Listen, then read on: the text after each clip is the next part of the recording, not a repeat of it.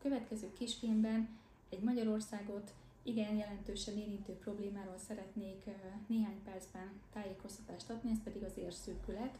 Magyarország sajnos vezet a szívérrendszeri halálozásokat tekintve, és ide tartozik az érszűkület is, mint kórkép. Sajnos ma hazánkban 4000 lábat vágnak le évente, annak köszönhetően, hogy nem kerül időben felismerésre ez a kórkép.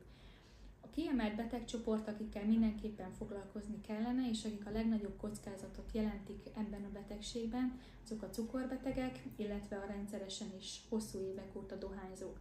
Ezért ezekben a betegcsoportokban mindenképpen javaslom a házi orvosi ellátás igénybevételével a rendszeres szűrővizsgálatot.